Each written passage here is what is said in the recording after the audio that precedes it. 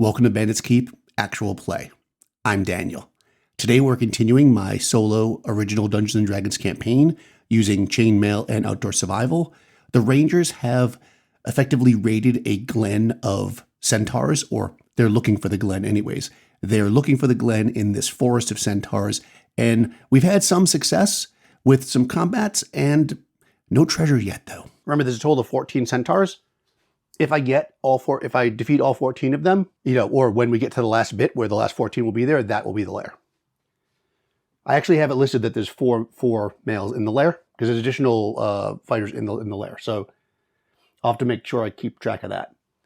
But at this exact moment, we have defeated 5.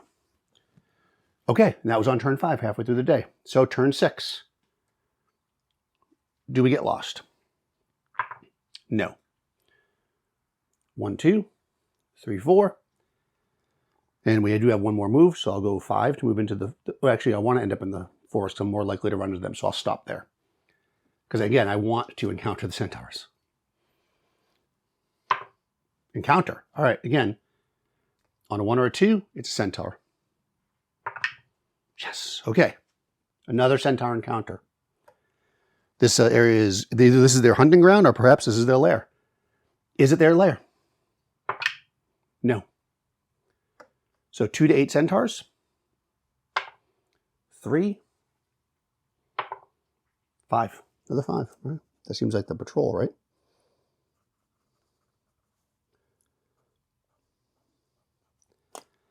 Five Centaurs. Oh, mark that. Is anyone surprised? The Centaurs are surprised, but not the party. That's perfect. Okay, that means the party's going to get a full round of attacks against them before. Let's get a range. 2, 5. Okay, so we're 50. Or 5 inches. All right, so I'm going to take a second to think about this. If I move, okay, then I can only shoot the bows once. If I don't move, I can shoot twice. But if I don't move and I don't eliminate all the Centaurs in one round, then they will actually, and they win initiative, they'll be able to charge into us and it'll be risky for us again. But I think we're feeling pretty confident off the last thing. Let's use the Oracle for this. Will the party stay where they are and just pelt the, they also have sleep spells. So I'm going to say it's likely. So the way this works is, if I get a no result, I can re-roll one of them. So it's likely that they will stay where they are and just try to hammer these guys with missile weapons. Oh yeah, I mean, I rolled 2 yeses and a sun. So whatever that means. Maybe the sun means, does the sun mean that next round we automatically win initiative next round? That's how surprise works. So I don't even know why I'm thinking about that. When you surprise somebody, you automatically get initiative the next round. So they're going to actually get multiple shots. Yeah, this makes total sense. So this first round, since I know I'm going to win initiative next round, but they could still move up on us. Should I cast a sleep spell? Again, I'm not going to use that one because it won't matter. Should I cast sleep spells to just make this as easy as possible? Or should we go, should I cast sleep spells? All no. Okay. So the party's confident with their bows, they can take these guys out. So again, these guys defend as light horse. We are in short range for all the weapons. So horse bow, again, 3 men, which means that against light horse, 1 die per 2 men. So boom. I'm surprised he doesn't have or she doesn't have a dexterity bonus. Nope. I usually pick halfling if they have high dex. Okay. So 1 die because they're 3 men. 1 die for short range. 6s are kills. Nothing. Magic user. 1 die. 1 die for short range. They can add 1 to one of the dice. Kill. Even with a 5, that's not a kill. So 1 Centaur. Wow, this magic user's I mean, you think, well, the magic user's a kill, but the magic user's 4th level. That's one of the earlier characters I had. Okay, going to this elf. They are 2 men plus 1. And they have a dex bonus Oh, right. 2 men. Sorry. 2 men plus 1. Dex bonus, short range. They can add 1 to one of these dice. Nothing. I'll do the same. They're exactly the same.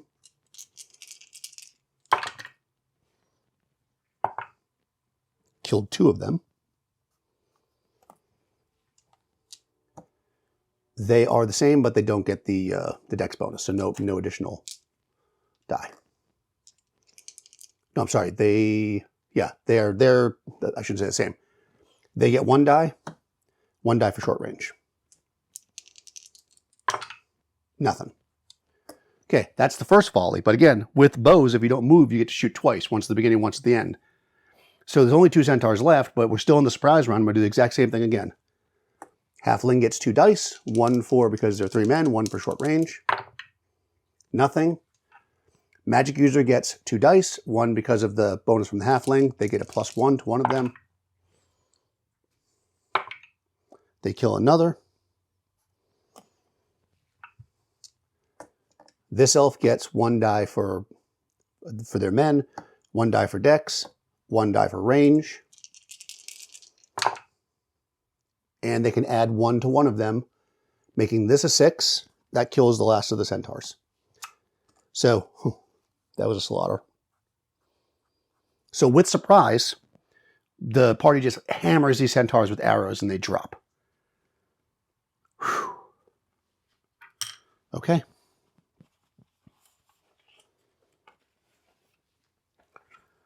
I'm feeling, I guess, I'm about to say, oh, I guess we didn't need mercenaries, but you know how these things can turn. So let's start turn 7. Well, actually, roll it at the end of the turn. I'm in the woods. Do I get lost? You're lost in the woods on a 1 or a 2. I'm not. So I'm going to go, I guess to be systematic, I'm going to start at the bottom. So I'm going to go 1, 2, 3, 4, 5. We end in the plains. There's only an encounter on a 6. No encounter. Okay. I think I'm going to... Yeah, this is perfect. I want to get out of the woods at the end because there's less encounter of a major encounter at night if we're in the plains. So my plan is I'm just going to scoop across here, and that'll end this day. So here we go. I'm in the plains. Do I get lost? No. 1, 2, 3, 4. Is there an encounter? 5 or 6 is an encounter. There is an encounter. Is it centaurs? On 1 or 2, it's centaurs. Yes. Okay. Interesting. There's only 5 left. No, there's only 4 left, plus 4 in the lair. So if I roll more than 4 on this number, it will be the lair, and they'll just all be there, and this will be a hell of a fight. I'm hoping for less than 4. 1, 2. I got 3. All right. There's 3 centaurs. I mean, as much as I'd like to find the lair, I'd rather find the lair with the less amount of people in there, right? 3 centaurs. So again, is anybody surprised? The party is surprised. Oh boy. Okay, well, centaurs are definitely hostile. Let's get a distance. It's not going to matter. They can close the distance anyways, but because we're surprised we can't reply. It's 8. We're surprised, so we can't reply back with, or I should say stop them halfway with bow shots. So they're starting off at 8 inches away. They immediately charge in. The party is surprised, so now this is where it gets deadly. Because they're surprised we can't form our first line, so I have to look at the total defense of the party. Armored foot, light foot, light foot, heavy foot, light foot, armored foot. So as you probably added up, the party is defending as light foot. And there are 3 centaurs. Well, it was going so well, wasn't it? Medium horse versus light foot. 1 die per man, 4 through 6 hits. Okay, so we still are rolling 4 die. right? So it's 2 dice. 2 die per man, 4 through 6. So we're still on 4 dice per Centaur, but now 4, 5s, and 6s are hits. Here we go. Centaur number 1. 3 hits. I'm going to have to use a piece of paper for this. 1, 2, 3 hits. Centaur number 2. 3 hits. Centaur number 3. 3. No, 2 hits. Okay. Now we got to figure out their weapons. So half have the clubs, and then the other. So what I'll do is I'll roll 1 die here. Well, the least likely thing for them to have is bows. So we're going to say 1 through 4 is going to be a lance. 5 or 6 is a bow. Okay, so 1 guy with a lance. So the clubs are heavy foot. And again, we're attacking against light foot. So heavy foot versus light, 1 die per man, 5 or 6 hits. And they have 2, so 2 clubs. So first, there's actually 2 of them. So I'm going to roll 4 clubs.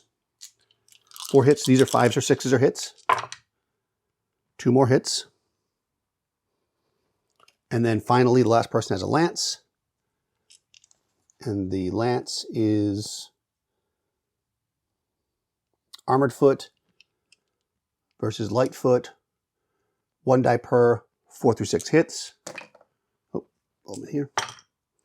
I rolled the same thing. 1 more hit. Ooh, okay. Let's see what happens.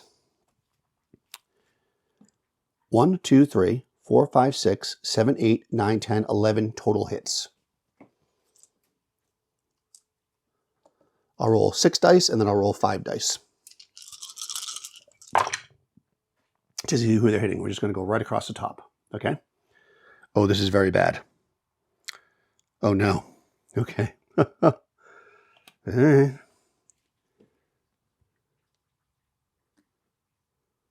That cleric is dead.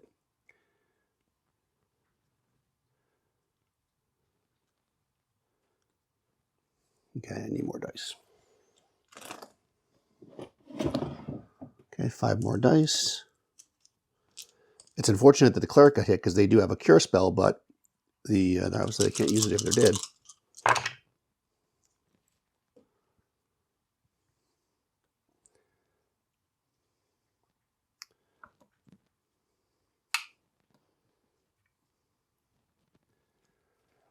Okay, so let's go through and look at all these hits. They defend as they're 2 hit dice anyway, so it wouldn't have killed them, but they also have a shield +1, which removes 1 die. So they actually don't take any hits. They get hit once, but they have 2 hit dice, so that's nothing. They get hit 3 times, but they have a shield +2. Shield +2 takes 2 hits, which means they get hit once, and they have 2 hit dice, so it's nothing. They get hit 3 times. They do not have magic shield. They have 2 hit dice, so they're down. They get hit 3 times. They are exactly 3 hit dice, so they are also down. 2 party members have dropped at the end of this round. Ooh, I guess that's retribution. And it was a surprise round. And as we noted, the other party automatically goes first, which doesn't matter here because, well, it would matter if we wanted to run. So obviously we're engaged in melee. Of course, now we can reform, but the problem is I've only got 1 character in plate. We're still defending here as Lightfoot. This is a very, very bad turn of events for the party unless they can do some massive damage here. But even if they do, the Centaurs are still going to get to go just as much as they did last time. So let's see if the party can survive 1 more round and then try to flee, because they are stronger. They are faster, I should say, than the Centaurs. All right. I'm going to do the party first, because that way I can just leave the dice on top after. So the party is going to attack now in melee, because that's all they can do. And the Centaurs defend as light horse, I'm sorry. So the halfling also attacking as light horse Light horse, 1 die per man, 6 hits. So they're going to get 3 dice and 1 extra die because they have a magic sword. So 4 dice, any 6s are kills. Okay, they're going to kill 2 of the centaurs in one swipe.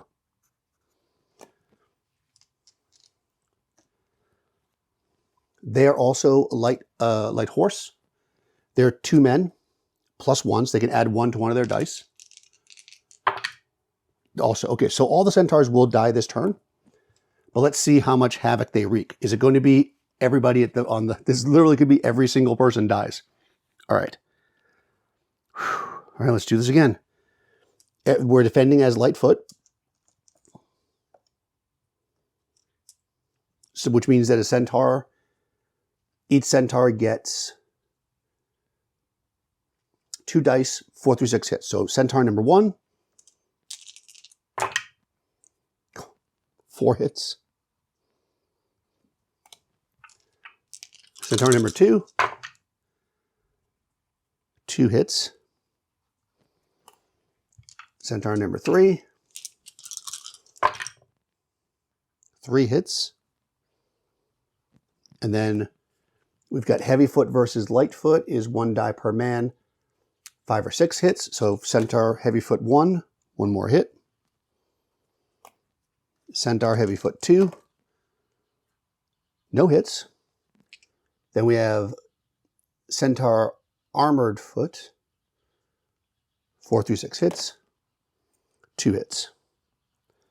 Okay, so now, once again, we've got 1, 2, 3, 4, 5, 6, 7, 8, 9, 10, 11, 12. That's actually more hits this time. 12 hits total to distribute amongst our characters. So we'll do 6. Oh, well, there's only 4 of them now. Yeah, there's no way to do it that way. I'll have to do it with the D4. It's a pain in the butt. All right. Is there a way to make this with D6s? I actually think it'll be faster to roll D6s and then just re-roll 5s and 6s. Believe it or not.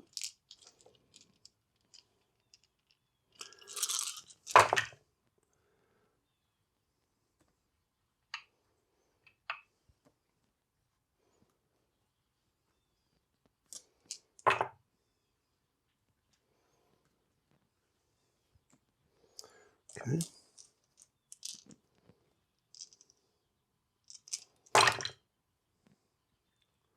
Oof.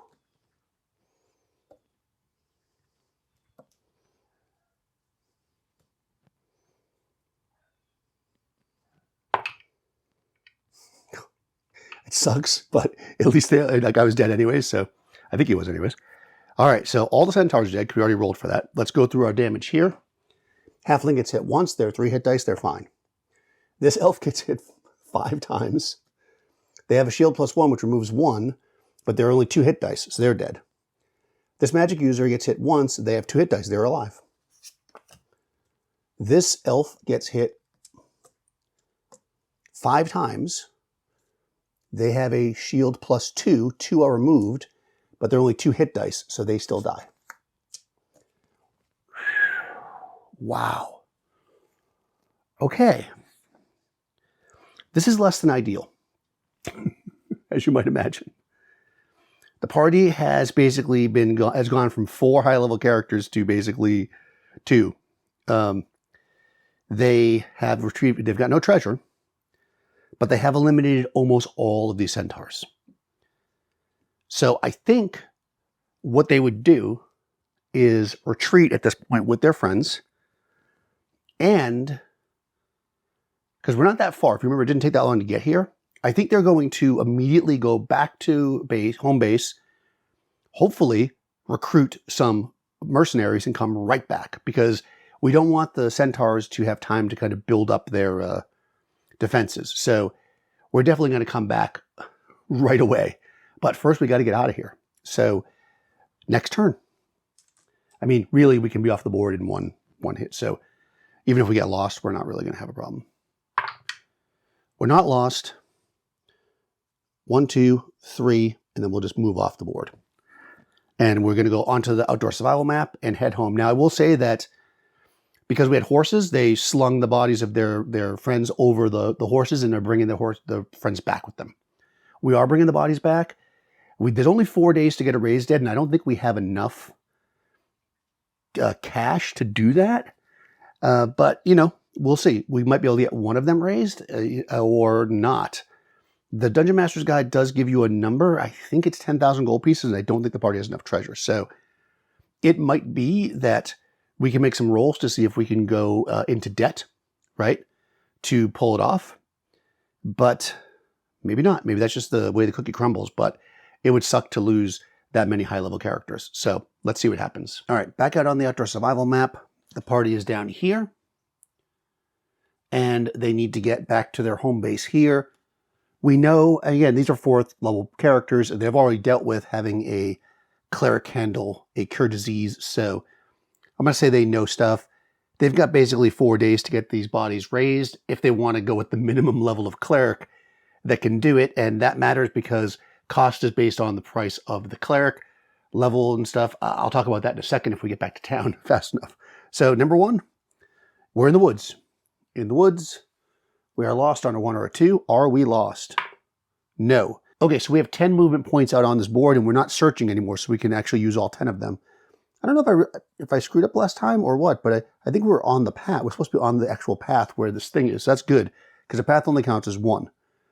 So 1, 2, 3, 4, 5, 6, 7. And then I'm going to go... And again, normally I would stop there so we don't risk encounters, but I really think they're just going to keep going for it. So 8, 9, and then we're going to have to stop. So we are in the woods. There is a chance of an encounter on a 5 or a 6. No encounter. 1 day has gone by. Next day, we're in the woods. Do we get lost? We do. All right, so we have to move 1 hex in a random direction. 6 is, oh, okay. We basically lose a hex that way. So 1.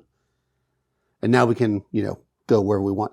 Technically, by outdoor survival rules, you can't just turn around, but I'm not playing outdoor survival. So 1 hex in a random direction, then we can go where we want. So 1, and then I'm going to go 1, 2, 3, 4, 5, 6, 7, 8, 9, 10.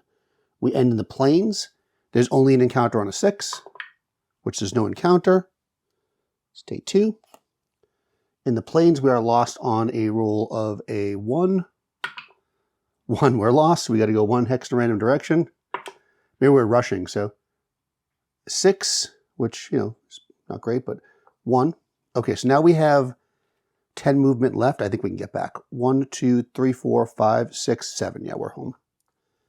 At the end of the 3rd day, we're home, which means we can actually rush right to the cleric and negotiate. Okay, so the way Raised Dead works is it costs 1,000 gold pieces plus 500 gold pieces per level of the cleric. It takes at least a 7th level cleric to raise dead, which tells us, you know, 7 times 500 is 3,500. So it's going to cost 4,500 gold pieces to raise a character. Now, the characters currently have only a little over 5,000 gold pieces. So they can just straight up pay for 1. But, of course, I realized as I was looking, and we have some valuable items. And I think what we're going to do is, we'll use the Oracle for this, but I think there's a pretty good chance that the clerics will take in trade our magic items, effectively.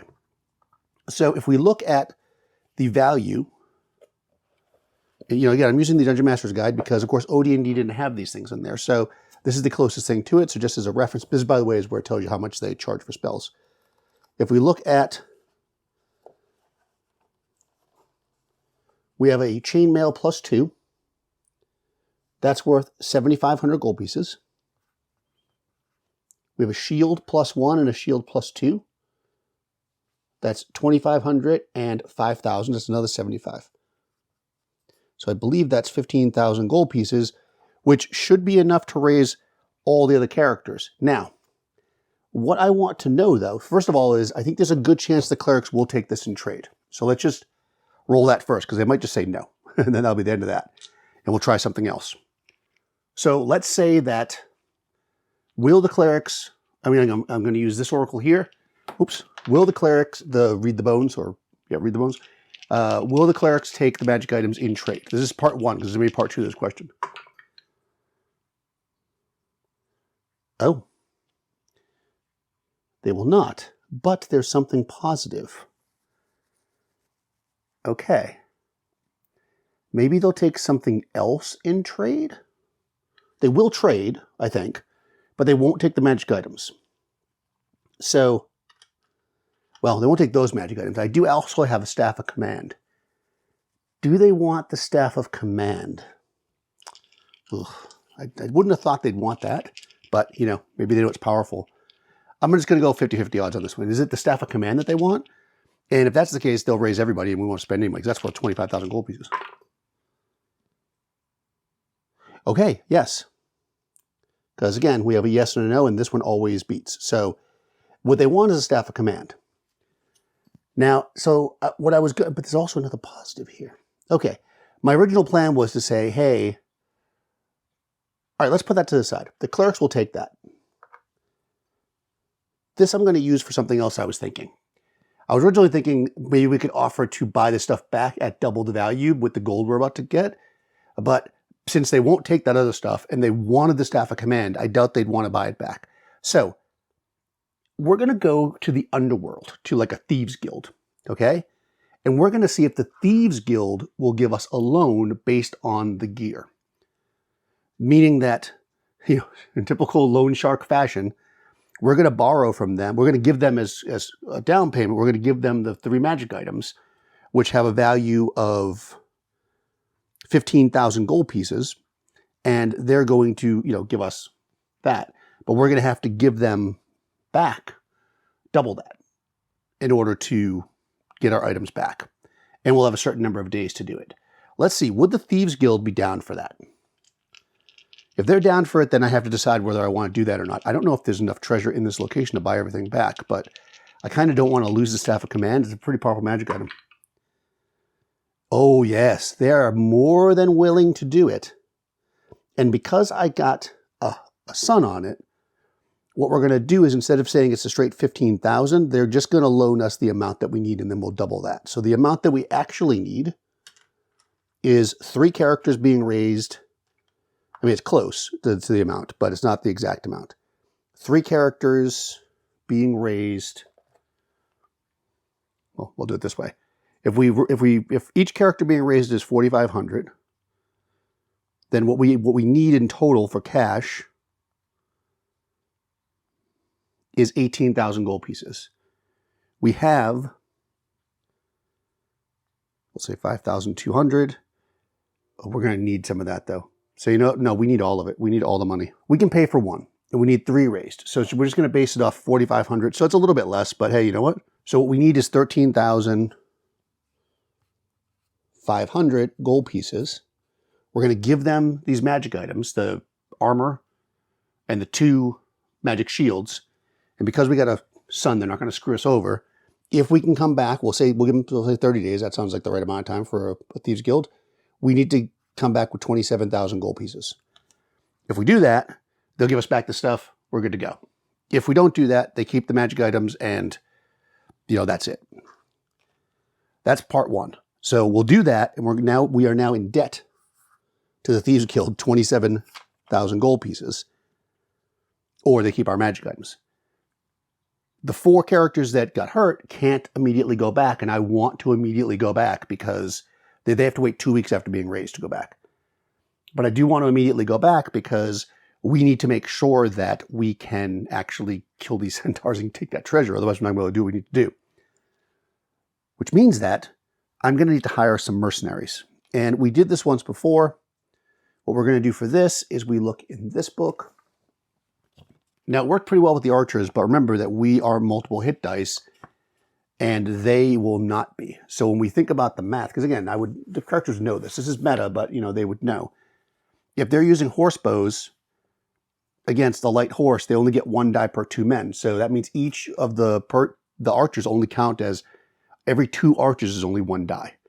And if we need to take these centaurs out, that's going to be rough. So I think instead of going with archers, we're actually going to go with full-on medium horsemen, and we're going to try to engage them in melee. We're basically going to charge in there with armored troops, basically, and because then we'll be medium horse against light horse, we'll have a much better chance of taking them out.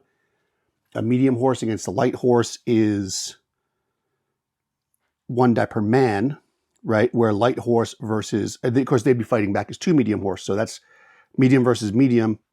They're still going to have the upper hand, the Centaurs, in that fight, but at least in that situation, we have a better chance, especially if we outnumber them. So I think what we're going to do is we're going to splurge a bit. Since we're going to have 600 gold pieces left over, we only need them. Oh, we can't actually afford that, can we? 10 of them are going to cost us 150 gold pieces. We actually can't do that. Oh man, we should have taken more money from these guild. Okay, so we're going to go with our archers on horse again. I think we're just going to get more of them because they're so much cheaper. Okay. All right, we're just going to get more archers. We're going to go with a large band. We're going to get 20 archers. So 20 archers at 5 apiece is 200. Okay. Which is going to cost us 2,000, which again, we don't really have. We have close to it. So we're going to, yeah, we're going to be scraping the bottom of the barrel here. So let me go back and recalculate this thief thing because we need to pay these guys first. So we need an additional, said 1,300. So so actually we're going to end up owing them 9,600. Okay.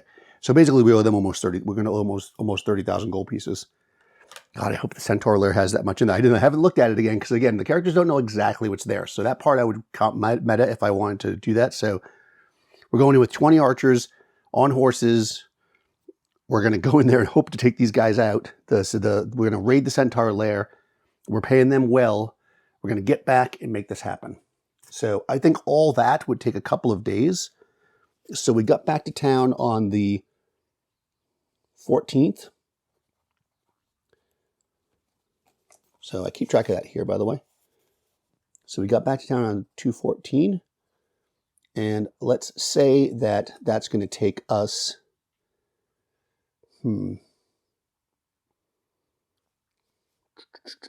let's say 3 days.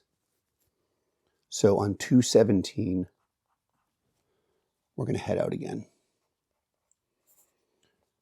You'd like to hire everybody and stuff, but we had to get the loan right away. So the loan actually is from 2/14. So we got to, by 3/14, we need to come back with this much gold. If we don't get it all on this trip, we can obviously go on another adventure very quickly if we have to. Because remember, this group has a map to like a small shrine where there's a little dungeon there. So worst case scenario, we'll try that. But for now, we're going back here. I'm just going to put this 4-sided die here to list it. We're starting out, we get our rations, we get our horsemen. Now we're traveling with a much bigger group though. So if we have to evade something, it's going to be more difficult. But again, this is what we got to do. So to summarize, because I was probably talking really fast as I was figuring it out. We have hired 20 archers on horseback. So they're going to basically defend as they're going to be on riding horses. So you know what? Yeah, they're going to be on riding horses because we're going to rely on speed. So they're going to defend as just heavy foot. So they're going to get their butts kicked if they get into a melee. So we're going to hope that doesn't happen. We've got our 2-player characters, one of which is a magic user and has a sleep spell. So we will try to utilize that this time. And we have the halfling is going to lead the way as a hero. He's not a hero yet, but they're going to be the main character. We're going to move into this lair when we're going to try to take out the remaining centaurs, which there's only 5 left. We know that we've got most of them dead. So because we knew roughly how many there were based on what the mapper told us. We don't know exactly how many, but we knew that it was again, we have an idea. So let's do this. All right, it's the 17th of February. And by the way, it's actually today's day when I'm recording this is the 22nd of February. So let's just talk a second about one-to-one time because that seems to be a big topic that comes up. When I originally sent the party out, it was the 9th of February. And I did the first part of the adventure and got them to where they needed to go. But then I had to take a break. Now, if you're in the middle of the adventure, for that party, time just freezes. So they were frozen at, I think it was like the 11th or 12th of February. Then we played out the rest of the adventure. And now today you just saw me get there and days are going by. Now, if we got here to town, and let's say today's actual date was only the 15th of February, I would not play yet because it's not the 15th, they can't leave. But because we're actually behind, if you will, the actual real clock, we can keep playing this out until we catch up. That's basically how that works. So let's do it. Because again, we're in one solid adventure. That's how this is happening. Okay. Hopefully that made sense. Because when you're actually playing, you're using game world time. In between playing, if you're back in camp, you use real world time. So once they get back in camp, if they're beyond real world time, I have to stop with that party. That's only fair because remember, I have multiple adventuring groups out there. So we want to make it fair for everybody, even though I'm the only player. So with all that being said, hopefully that was clear. Let's go. If you've been enjoying these actual plays, I'm assuming you have since you got this far, please do take a moment to like the video, subscribe to the channel, ring the bell, do all that good YouTube stuff. Also, check down the description below. You will find a link to my Discord server and also my Patreon if you want to support the channel. I'll talk to you soon.